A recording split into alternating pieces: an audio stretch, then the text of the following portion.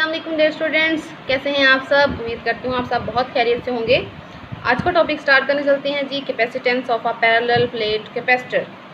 तो capacitance of a parallel plate capacitor पढ़ने से पहले हम थोड़ा सा आपको दोबारा बता देते हैं कैपेसिटेंस क्या होती है।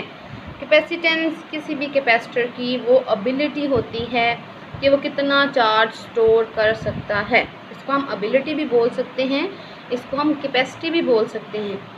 और कैपेसिटेंस के यूनिट होते हैं जी फेरेड, जो एक बड़ा यूनिट है। यानी कि अगर किसी कैपेसिटर की कैपेसिटेंस जो है वो 1 फेरेड होती है, दैट मीन्स उसकी जो एबिलिटी है वो बहुत ज़्यादा है। ठीक है, तो दूसरे कैपेसिटर भी बाज़ार में मिलते हैं, अवेलेबल होते हैं, जिनकी कैपेसिटेंस जो है वो बहुत स्मॉल अमाउंट की होती है, जैसे कि माइक्रो फेरेड, पिको फेरेड, नैनो फेरेड एक्सेट्रा। तो आज हम फाइंड करने जा रहे हैं पैरेलल प्लेट कैपेसिटर की कैपेसिटेंस। तो पहले हम कैपेसिटेंस फाइंड करेंगे विद एयर और वैक्यूम, और फिर हम फाइंड करेंगे कि आया कि जब हम इसमें कोई मीडियम प्लेस करते हैं तब कैपेसिटर की कैपेसिटेंस क्या होगी।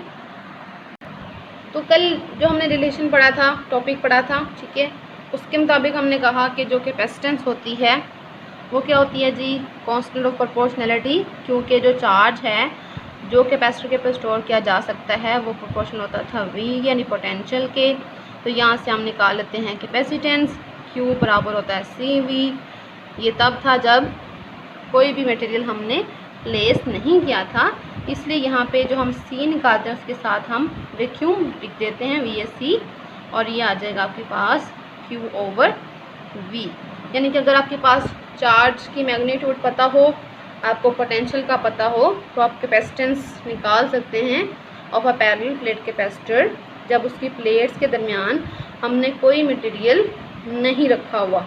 लेकिन अगर हमें चार्ज की मैग्नीट्यूड नहीं पता या हमें पोटेंशियल नहीं पता, तब हम कैपेसिटेंस कैसे फाइंड करें। तो यहाँ पे एक अल्टरनेट हम मेथड यूज़ करने जा रहे हैं कि अगर हमें चार्ज नहीं पता, पोटेंशियल नहीं पता, तो किस तरह से हम कैपेसिटेंस जो है वो फाइंड कर सकते हैं। उसके लिए क्या करें, इसको पहले सबसे पहले इक्वेशन नंबर 1 का नाम दे देते हैं। फिर क्या करते हैं, हम Q और V की जगह कुछ ऐसी इक्वेशंस पुट करते हैं ताकि हमारे जो कैलकुलेशन है वो थोड़ी इजी हो जाए।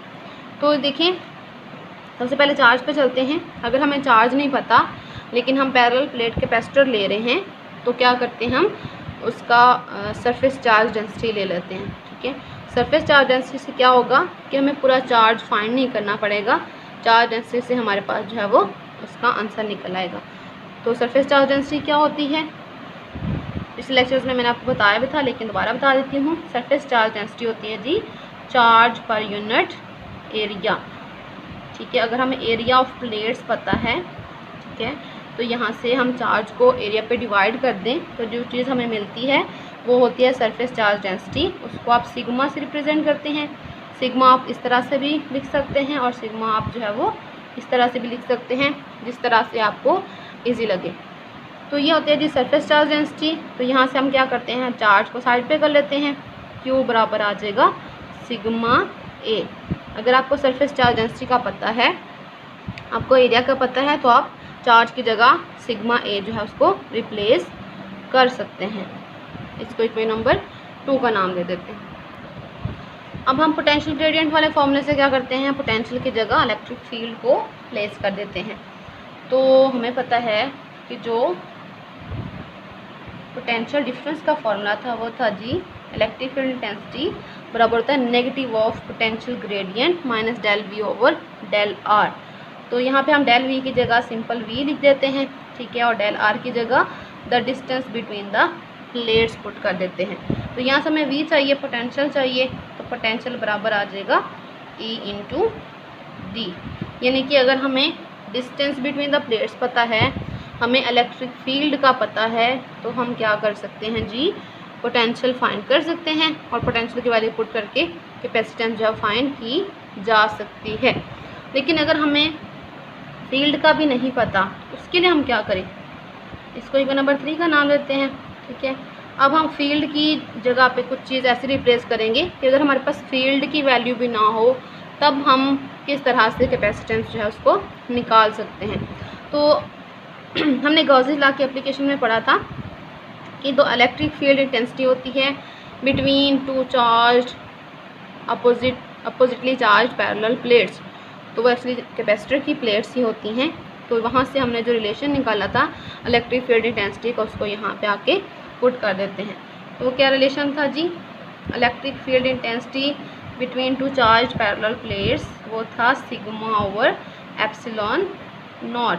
ठीक है, होप सो आपको ये इक्वेशन याद है, नहीं याद तो आप जो है वो पिछले लेक्चर्स में जाके इसको देख सकते हैं। तो यहाँ से क्या करें, इलेक्ट्रिक फील्ड की ये वैल्यू उठा के इधर पुट कर देते हैं, तो आपके पास पोटेंशियल आ जाएगा जी सिग्मा ओवर एप्सिलॉन नॉट और डी एज इट इज़ आ जाएगा।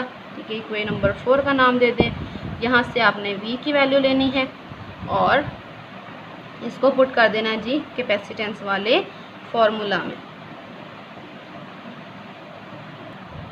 तो सी वैक्यूम का रिलेशन लिखा आपने, उसमें हमने वैल्यूज पुट कर दी। वैल्यूज पुट करने के बाद देखें सिग्मा से कैंसिल आउट हो जाएगा। ठीक है, ये जो नीचे टर्म है इसको हम ऊपर शिफ्ट कर सकते हैं। ठीक है, तो ये आपके पास आ जाएगा ए एप्सिलॉन नॉट और नीचे क्या रह जाएगा डी। इसका मतलब है कि जब हम कैपेसिटेंस फाइंड करते हैं उसके लिए ना हमें चार्ज की ज़रूरत है, ना हमें इलेक्ट्रिक फील्ड की ज़रूरत है, ना ही हमें चार्ज डेंसिटी की ज़रूरत है। सिर्फ़ और सिर्फ हमें एरिया चाहिए प्लेट्स का और हमें डिस्टेंस चाहिए जो कि इजीली कैलकुलेट किए जा सकते हैं। अगर हमें पैरेलल प्लेट्स की एरिया का पता है, हमें उनके दरमियान डिस्टेंस का पता है और हमें मीडियम का पता है, हमने क्या मीडियम प्लेस किया हुआ है, तो यहाँ से कैपेसिटेंस जो है उसको ईजीली कैलकुलेट किया जा सकता है।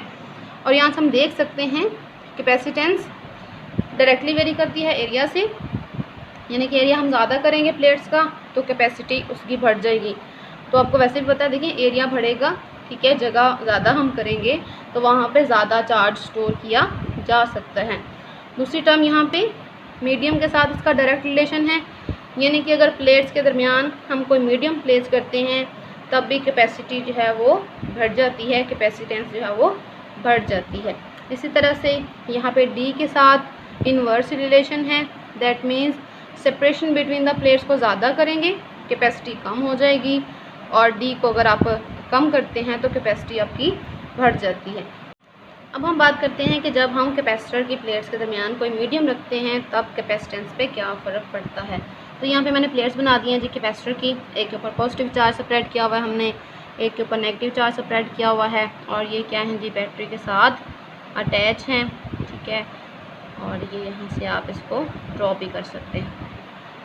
अब जब हमने मीडियम प्लेस किया तो हमने देखना ये है कि कैपेसिटेंस पे क्या फ़र्क पड़ा। तो पहले हम रिलेशन से देख लेते हैं, बाद में इसको डिस्कस करते हैं। तो रिलेशन क्या था जी, कैपेसिटेंस का रिलेशन होता है हमारे पास जो अभी हमने निकाला A epsilon not over D. Vacuum के साथ देखें हमारे पास जो रिलेशन है वो A epsilon not over D है। जैसे ही मीडियम हम प्लेस करेंगे तो मीडियम की जो रिलेटिव परमिटिविटी है उसका फैक्टर भी यहाँ पे ऐड होगा इस इक्वेशन में, और वो फैक्टर वहीं पे ऐड होगा जहाँ पे जो वैक्यूम की परमिटिविटी है वहाँ पे आई। तो यहाँ एप्सिलॉन नॉट के साथ ही हम यहाँ पे एप्सिलॉन आर जो उसको प्लेस करेंगे। तो ये जो आपके पास कैपेसिटेंस बनेगी, ये कैपेसिटेंस बनेगी जी सी मीडियम। और यहाँ से रिलेशन से हम देख सकते हैं कि जो कैपेसिटेंस है मीडियम के साथ वो क्या होती है जी, ज़्यादा होती है। मीडियम को प्लेस करने से कैपेसिटेंस जो है वो बढ़ जाती है by a factor epsilon R, जिसको आप रिलेटिव परमिटिविटी भी कह सकते हैं। अब हम इस चीज़ को प्रैक्टिकली भी साबित कर सकते हैं और इसको थ्योरेटिकली भी हम बता सकते हैं। पहले थ्योरेटिकली में देखते हैं कि क्या होता है। देखिए सी का जो ओरिजिनल फार्मूला है क्या था जी, क्यू ओवर वी, यानी कि जो कैपेसिटेंस है एक तो वो चार्ज पे डिपेंड करती है, दूसरा वो वोल्टेज पे पोटेंशियल पे डिपेंड करती है, और पोटेंशियल के साथ क्या है कैपेसिटेंस का इन्वर्स रिलेशन है। अगर आप रिकॉल करें इलेक्ट्रिक पोटेंशियल वाला फार्मूला, ठीक है, वो क्या था जी, V is equal to 1/4 pi epsilon naught Q over R। ठीक है, ये है पोटेंशियल का फार्मूला। जैसे ही हम मीडियम प्लेस करते हैं तो पोटेंशियल का फार्मूला क्या बन जाता है, 1/4 pi epsilon not epsilon R और यहाँ पे Q ओवर R यानी कि डिस्टेंस। तो यहाँ पे देखिए जैसे ही हमने मीडियम प्लेस किया तो मीडियम के प्लेस करने से जो आपका पोटेंशियल है वो क्या हो जाता है, रिड्यूस हो जाता है, डिक्रीज़ हो जाता है by an amount epsilon R। तो जैसे ही देखिए पोटेंशियल रेड्यूस होगा, पोटेंशियल कम होगा, तो इस रिलेशन के मुताबिक जब डिनोमिनेटर में क्वांटिटी कम हो जाती है तो जो आंसर बनेगा वो क्या होता है, इंक्रीज़ हो जाता है। इस तरह से भी हम कह सकते हैं कि कैपेसिटेंस जो है वो मीडियम के प्लेस करने से बढ़ जाती है। अब आप क्या करें जी, एक्सपेरिमेंट भी कर सकते हैं। एक्सपेरिमेंट में क्या करें, पहले हमने जो चार्जिंग की कैपेसिटर की, ठीक है, उसको क्या करें, आप वोल्ट मीटर के साथ अटैच करें। वोल्ट मीटर के साथ अटैच करने से उसकी जो रीडिंग आएगी वोल्ट मीटर पे उसको आप नोट कर लें। उसको आप यहाँ पे हम शो भी कर देते हैं। ये कैपेसिटर की प्लेट्स हैं, एक पॉजिटिव प्लेट, एक नेगेटिव प्लेट, ठीक है। इसको हमने क्या किया, यहाँ पे वोल्ट मीटर के साथ अटैच कर दिया, ठीक है। तो होगा क्या, इस पे आपको रीडिंग जो है वो शो होगी। फ़र्ज़ कर लें हम इसको एरो साइन पे यहाँ पे शो कर देते हैं। फ़र्ज़ कर लें कोई सी भी रीडिंग जो है वो वोल्ट मीटर शो कर रहा है। लेकिन जैसे ही हम यहाँ पे मीडियम प्लेस करते हैं तो मीडियम के प्लेस करने से क्या होता है कि जो रीडिंग है वो पहले से वोल्ट मीटर पे आपको जो शो होगी वो पहले से थोड़ी सी कम हो जाएगी, रेड्यूस हो जाएगी, ठीक है। इसका मतलब है कि मीडियम के प्लेस करने से आपके पास जो पोटेंशियल है उसकी वैल्यू रेड्यूस हो जाती है, कम हो जाती है। तो जैसे ही पोटेंशियल रेड्यूस होगा बिटवीन द प्लेट्स, तो जैसे ही potential between the plates reduce हो जाएगा तो क्या कर सकते हैं हम, बैटरी की वजह से हम ज़्यादा से ज़्यादा चार्ज है वो दोबारा से डिपॉजिट कर सकते हैं प्लेट्स के ऊपर। लेकिन कल के रिलेशन में हमने पढ़ा था कि चार्जिंग तब तक चलती रहती है जब तक यहाँ वाला पोटेंशियल बैटरी के पोटेंशियल के बराबर ना हो जाए। तो जैसे ही मीडियम प्लेस किया, क्योंकि यहाँ वाला पोटेंशियल रेड्यूस हो गया, तो उसके रेड्यूस होने की वजह से बैटरी क्या करेगी, यहाँ से चार्जेस लेगी और उनको दोबारा से यहाँ पे डाल देगी। तो यहाँ से हमने एक्सपेरिमेंट से भी देख लिया और हमने रिलेशन के मुताबिक भी देख लिया कि जैसे ही मीडियम प्लेस करते हैं तो कैपेसिटेंस जो है वो कैपेसिटर की बढ़ जाती है। अब ये क्यों होता है, मीडियम के प्लेस करने से कैपेसिटेंस क्यों इंक्रीज़ होती है, वोल्टेज या पोटेंशियल क्यों डिक्रीज़ होता है, इंशाल्लाह वो कल के लेक्चर में हम डिस्कस करेंगे। उससे पहले क्या करते हैं, हम यहाँ पे जो ये वर्ड आ रहा है रिलेटिव परमिटिविटी या डाइलेक्ट्रिक कांस्टेंट, इसकी डेफिनेशन निकाल के आपको बताते हैं कि ये डेफिनेशन क्या बनती है। तो यहाँ पे देखिए हमने सी मीडियम का रिलेशन भी लिख लिया है, सी वैक्यूम का भी रिलेशन लिख लिया है। इसको कोई नंबर ए और इसको बी का नाम दे दें। अब क्या करें, इनको डिवाइड कर लें, ठीक है। जैसे ही डिवाइड करेंगे सी मीडियम ओवर सी वैक्यूम, मीडियम वाला रिलेशन ऊपर लिख दें और वैक्यूम वाला रिलेशन इधर, ठीक है। तो यहाँ से आप देख सकते हैं ए से कैंसिल आउट हो जाएगा, एप्सिलॉन नॉट से कैंसिल हो जाएगा, डी से कैंसिल आउट हो जाएगा और यहाँ पे आपके पास रहेगा सिर्फ एप्सिलॉन आर जो कि बराबर आ जाएगा सी मीडियम ओवर सी वैक्यूम। और इस एप्सिलॉन आर को आप क्या कहते हैं, डाई इलेक्ट्रिक कांस्टेंट, ठीक है। इसको आप रिलेटिव परमिटिविटी भी कहते हैं और इसको आप डाई इलेक्ट्रिक कांस्टेंट भी कहते हैं in the case of capacitor. अब इसकी डेफिनेशन आप कैसे कर सकते हैं, इस रिलेशन से, the capacitance of a capacitor with medium between its plates to the capacitance of a capacitor with vacuum और एयर बिटवीन द प्लेट्स। तो इसको मैंने यहाँ पे लिख भी दिया है, the ratio of capacitance of a parallel plate capacitor with a dielectric to its capacitance with vacuum air as the medium between the plates। तो आज का लेक्चर हमारा यहीं पे ख़त्म होता है।